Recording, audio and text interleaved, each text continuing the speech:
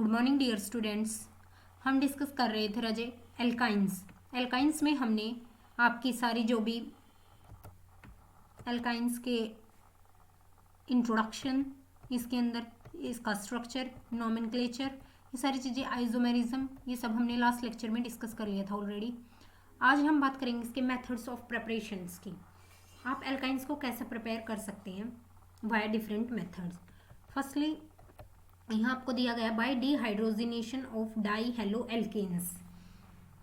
आप डिहाइड्रोजिनेशन करोगे किसका? डाई हेलो एल्केन्स का। मीन्स इस रिएक्शन में क्या होगा आपके पास? डिहाइड्रोहेलोजिनेशन। हाइड्रोहेलोजिनेशन यानी इतना बड़ा नाम कुछ नहीं है ये। डी का मतलब होता है जी रिमूव करना।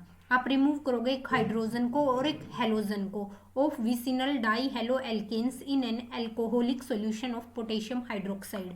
आपने कि विसिनल डाई हैलाइड लेना है, ये आपका एक विसिनल डाई हैलाइड है।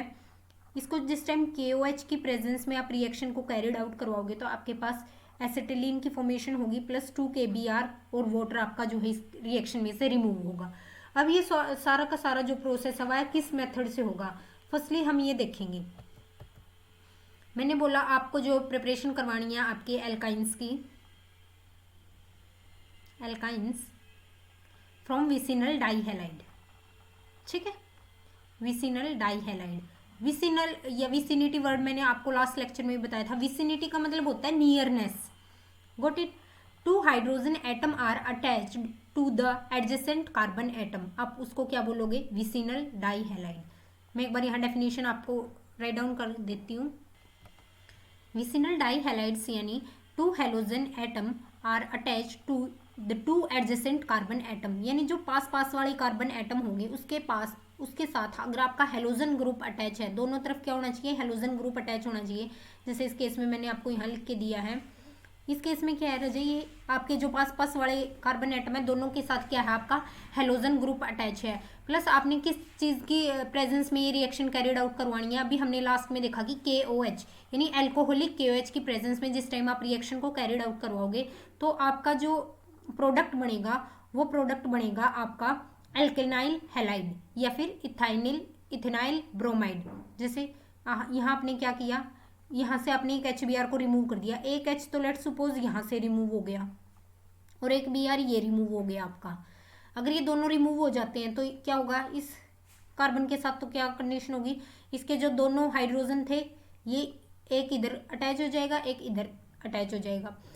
और जो दूसरे वाला कार्बन है आपका, इसके केस में क्या हुआ? एक हाइड्रोजन चला गया उधर से। अगर एक हाइड्रोजन यहाँ से जाएगा और एक Br, तो यहाँ क्या आ जाएगा आपका डबल बॉन्ड। जैसे ये डबल बॉन्ड आया तो आपके प्रोडक्ट का नाम क्या हुआ? इथाइनिल ब्रोमाइड, ठीक है। अभी आपका एल्काइन तो बना नहीं, अभी नेक्स्ट एल्काइन फॉर्मेशन कैसे होगी? आपको ये रिएक्शन फर्दर आगे कैसे कैरिड आउट करवानी है?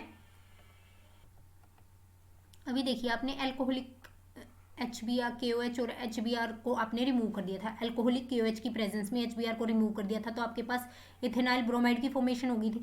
जैसे ही आप फर्दर रिएक्शन को Na और NH2, ये क्या है आपका सोडा एमाइड। सोडा एमाइड की प्रेजेंस में जैसे ही आप रिएक्शन को कैरिड आउट करवाओगे इसमें से क्या चला जाएगा? एक HBr चला जाएगा। ये सारा का सारा रिमूव हो जाएगा और आपके पास किस चीज़ की फॉर्मेशन हो जाएगी? इथाइन की फॉर्मेशन हो जाएगी। और यहाँ आपके क्या आ जाएंगे? ट्रिपल बॉन्ड, ठीक है। और ये क्या बन चुका आपके पास? इथाइन। आपने किस चीज़ की फॉर्मेशन करनी थी? एल्काइन की फॉर्मेशन करनी थी via vicinal dihalide. Vicinal dihalide यानी two halogen atom are attached to two adjacent carbon atom. आपने ऐसे दो कार्बन एटम लिए जिसके साइड पे क्या थे? हेलोजन ग्रुप अटैच था। उसको एल्कोहलिक KOH की प्रेजेंस में जिस टाइम आपने रिएक्शन को कैरिड आउट करवाया तो फर्स्टली आपका एक HBr रिमूव हुआ। एक HBr रिमूव होने से आपके पास प्रोडक्ट की फॉर्मेशन हुई इथाइनाइल ब्रोमाइड।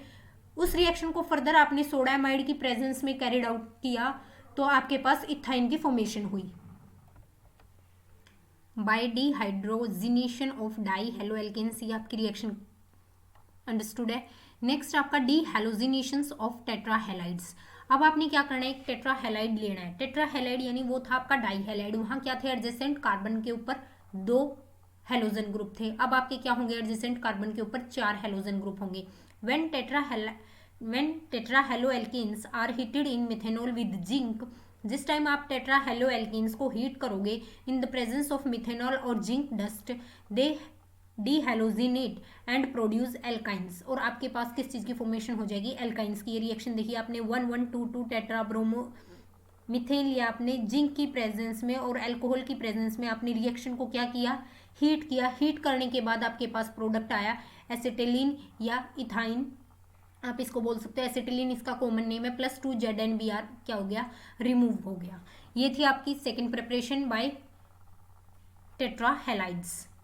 नेक्स्ट हम प्रिपरेशन करेंगे इसकी वाया कैल्शियम कार्बोनेट। एल्काइंस कैसे प्रिपेयर करेंगे हम? Via calcium carbonate, calcium carbide. Calcium carbide यानी कैल्शियम कार्बाइड को जिस टाइम आप हीट करोगे वाटर के साथ तो आपके पास किस चीज़ की फॉर्मेशन हो जाएगी? आपने इसको वाटर के साथ रिएक्शन को कैरिड आउट करवाया तो आपके को क्या मिलेगा? एल्काइंस मिलेगा।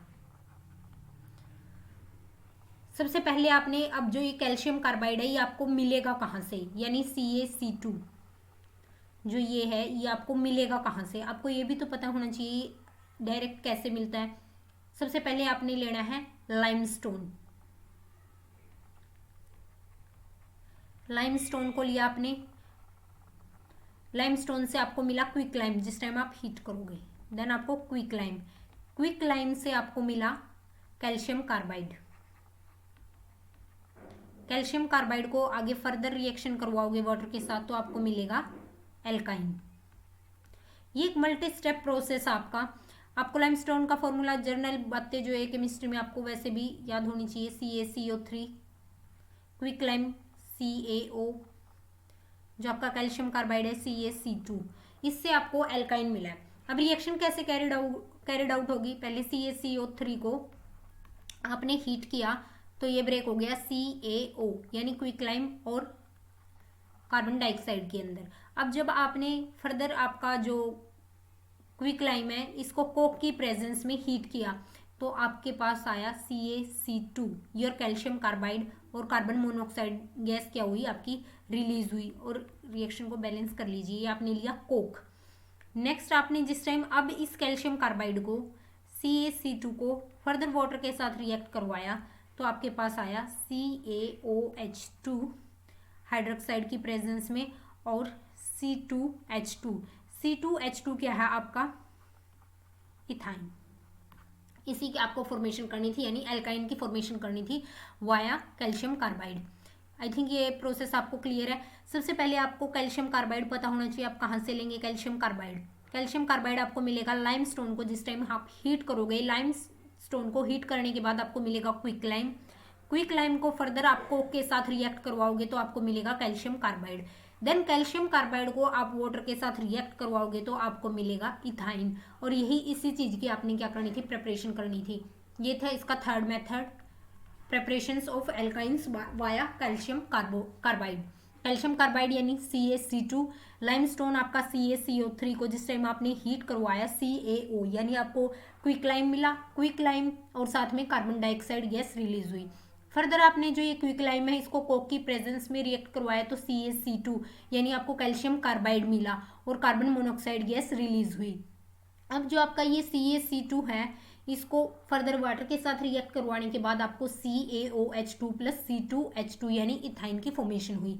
ये था इसका प्रिपरेशन मेथड। नेक्स्ट है बाय डीहेलोजिनेशन ऑफ हेलोफॉर्म्स। हेलोफॉर्म यानी जैसे क्लोरोफॉर्म, आइडोफॉर्म को जिस टाइम आप हीट करोगे with silver powder they dehalogenate and yield ethyne, और आप किस चीज़ की फॉर्मेशन हो जाएगी? इथाइन की फॉर्मेशन हो जाएगी। इसमें से जो ये आपका है 6Ag और I3 सारा का सारा रिमूव हो जाएगा। यानी आपने दोनों तरफ क्या लिया? सेम अमाउंट में आपने आइडोफॉर्म लिया और आपने किस चीज़ की प्रेजेंस में रिएक्शन को कैरिड आउट करवाया? With silver powder. Silver powder यहाँ आपका Ag सिंबल ऑफ सिल्वर, ये क्या आपका सिल्वर पाउडर, ठीक है। और आइडोफॉर्म ये है आपका iodoform, this one and this one, ये दोनों क्या है आपके आइडोफॉर्म है। जिस टाइम आपने आइडोफॉर्म को सिल्वर पाउडर के साथ, दैट इज पाउडर,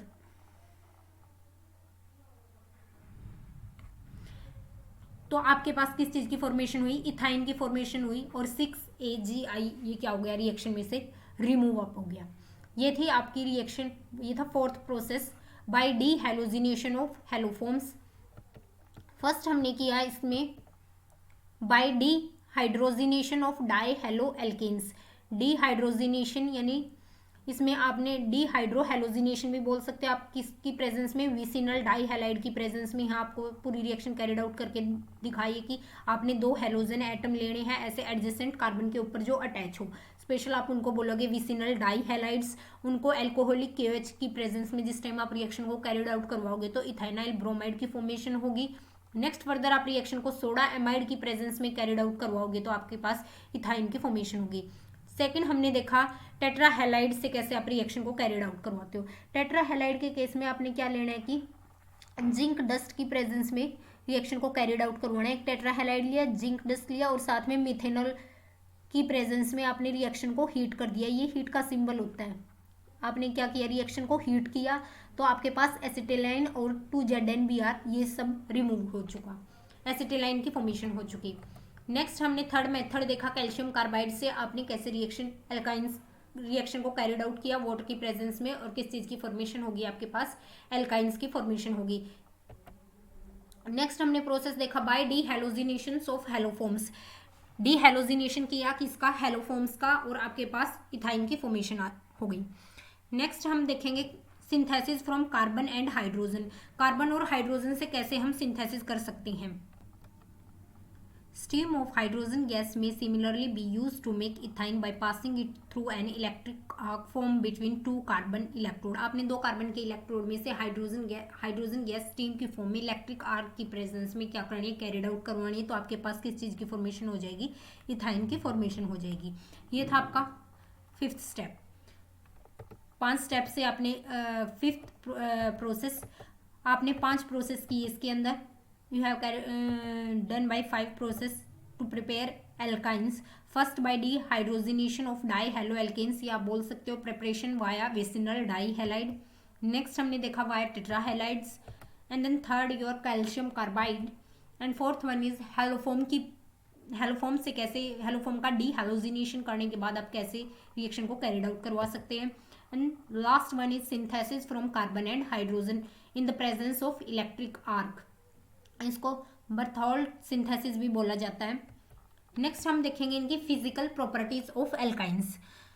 जो प्रॉपर्टी है एल्काइंस की essentially follow the similar example to those alkanes, और एल्कीन्स के केस में वही हमने सब चीजें कैरिड आउट करनी है। इनकी physical state, second one is boiling point, melting point, solubility and density. इन सारे कंसेप्ट को क्लियर करना है। फर्स्ट फिजिकल स्टेट यानी अपीयरेंस की बात करते हैं तो ये कैसे मॉलिक्यूल होते हैं आपको पता है, ये पार्शियली पोलर मॉलिक्यूल होते हैं। एल्काइंस के लिए स्पेशली लिखे these are partially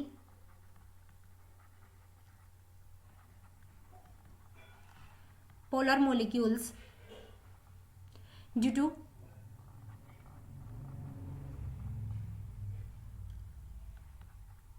bond nature. इसके अंदर ट्रिपल बॉन्ड की फॉर्मेशन होती है ना, due to bond nature.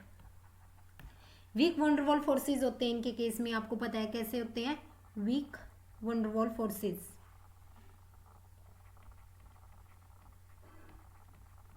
Let's suppose कि आप C2H2 लेते हो, आपने इथाइन का केस लिया। इथाइन के मॉलिक्यूल बहुत छोटे छोटे होते हैं। जैसे मॉलिक्यूल छोटे होंगे तो इनका बीच का क्या होगा, इंटरमोलिकुलर डिस्टेंस काफ़ी ज़्यादा होगी। अगर इंटरमोलिकुलर डिस्टेंस ज़्यादा होती है तो आपका जो प्रोडक्ट है उसका नेचर कैसा होता है, गैसियस नेचर होता है, क्योंकि गैसियस नेचर में इंटरमोलिकुलर फोर्सेज या इंटरमोलिकुलर डिस्टेंस क्या होती है, ज़्यादा होती है। फर्स्ट 3 मेंबर होते हैं जो आपके C2, C3 एंड C4, ये सारे गैसियस इन नेचर होते हैं, गैसियस नेचर होते हैं इनका। और जो नेक्स्ट 8 होते हैं, नेक्स्ट 8 मेंबर इसी सीरीज के, वो होते हैं लिक्विड, एंड हायर वंस होते हैं सारे के सारे आपके सॉलिड।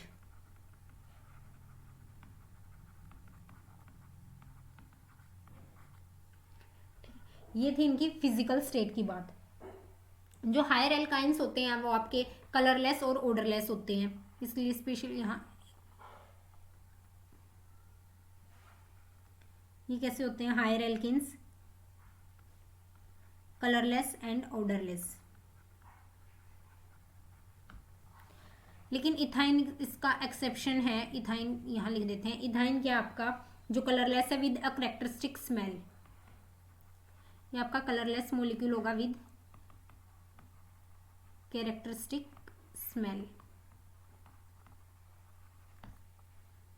ये थी इनकी फिजिकल अपीयरेंस की बात।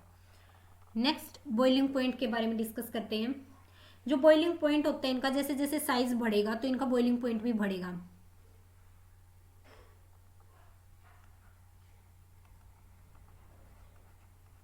बॉइलिंग पॉइंट का केस कैसा रहेगा, बॉइलिंग पॉइंट इंक्रीज होगा अगर मोलिक्यूल का आपका साइज बढ़ रहा है। तो मोलिकुलर साइज इंक्रीज होने के साथ साथ जो है आपका बॉइलिंग पॉइंट भी बढ़ेगा।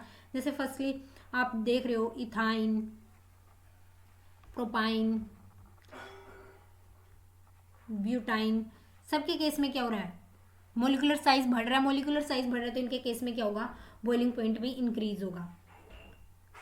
लेकिन जो स्ट्रेट चेन एल्काइंस होते हैं उनका हायर बॉइलिंग पॉइंट होता है, और ब्रांच चेन का कैसा होता है, लोअर बॉइलिंग पॉइंट होता है। ये बातें आपने लास्ट एल्कीन्स के केस में भी की थी। ये सारी की सारी चीज़ें जो स्ट्रेट चेन होते हैं, अगर आपका मोलिक्यूल स्ट्रेट चेन में है तो इसका हायर बॉइलिंग पॉइंट होगा क्योंकि सरफेस एरिया बढ़ रहा है। लेकिन ब्रांच के केस में क्या होगा, लो बॉइलिंग पॉइंट होगा क्योंकि यहाँ क्या हो रहा है, सरफेस एरिया रिड्यूस हो रहा है।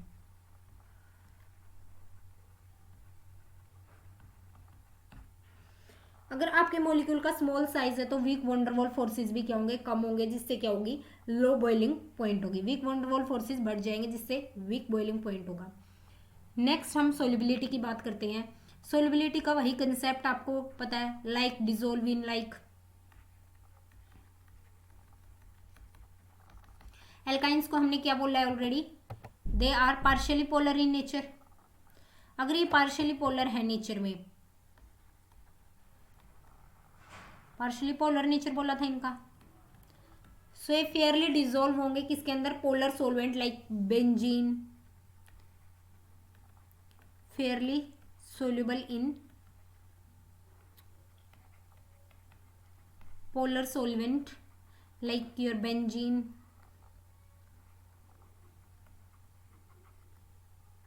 ईथर। नोट करो एक पॉइंट की, वाटर के अंदर डिसॉल्व नहीं होते but insoluble in water.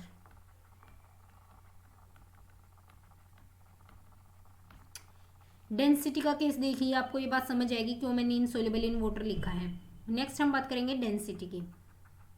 Density के कंसेप्ट में क्या होता है, आपको पता है मॉलिक्यूल का साइज अगर बढ़ता है तो डेंसिटी भी क्या होगी, आपकी इंक्रीज होगी। अगर मोलिकुलर साइज बढ़ रहा है तो डेंसिटी भी क्या होगी, आपकी इंक्रीज होगी। ठीक है, यही था। लेकिन आप एल्काइंस की density as compare to water बहुत कम होती है। डेंसिटी का जो आप कंसेप्ट देखोगे, density of alkynes is much lower than the density of water.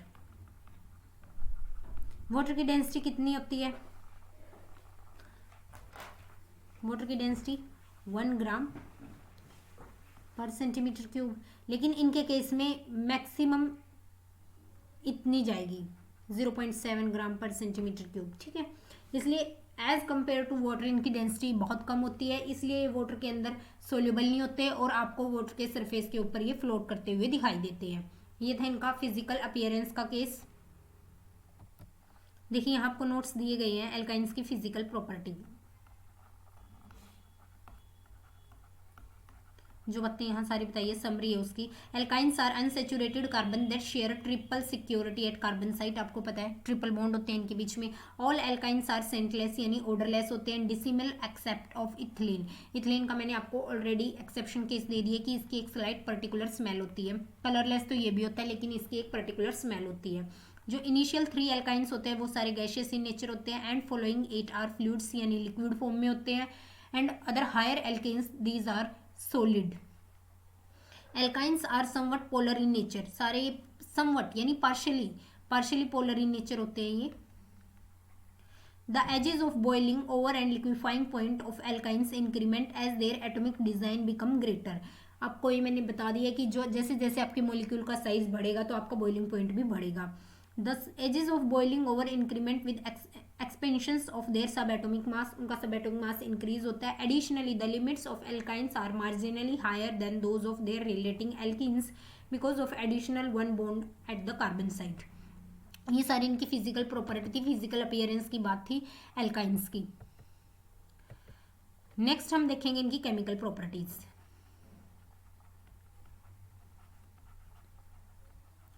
Chemical properties of alkynes. Alkynes आपको पता है सारे इनके अंदर ट्रिपल बॉन्ड की वजह से क्या होते हैं, इलेक्ट्रॉन रिच होते हैं, पाई बॉन्ड होते हैं, तो ऑब्वियस सी बात है इलेक्ट्रॉन रिच होंगे। इलेक्ट्रॉन रिच होंगे तो इलेक्ट्रोफाइल की नज़र इनके ऊपर रहेगी, इलेक्ट्रोफाइल की नज़र इनके ऊपर रहेगी तो एक ऐसी रिएक्शन शो करेंगे, फर्स्टली इलेक्ट्रोफिलिक रिएक्शन शो करेंगे। फ्री रेडिकल मैकेनिज्म भी कहीं कहीं ये शो करते हैं।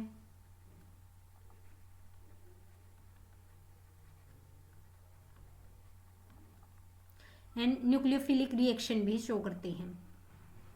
नॉट ओनली दैट कि ये इलेक्ट्रोफिलिक ही करते हैं, न्यूक्लियोफिलिक रिएक्शन भी शो करते हैं जिस टाइम ये हैवी मेटल आयन के साथ हो। ये इनकी कंडीशन है कि हैवी मेटल आयन के साथ ये न्यूक्लियोफिलिक रिएक्शन को शो करते हैं। इसमें हमने रिएक्शन मेनली कौन कौन सी करनी है, फर्स्ट तो आप डिस्कस करेंगे इसमें acid base reaction.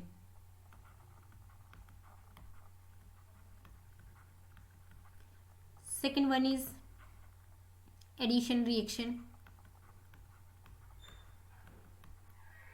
and your third one is oxidation reaction.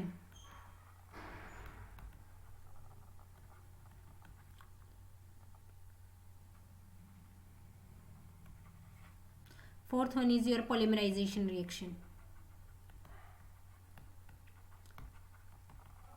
ये सारी रिएक्शन हमने इसकी केमिकल प्रॉपर्टीज में कंप्लीट करनी है और ये करेंगे हम कल वाले लेक्चर में डिस्कस।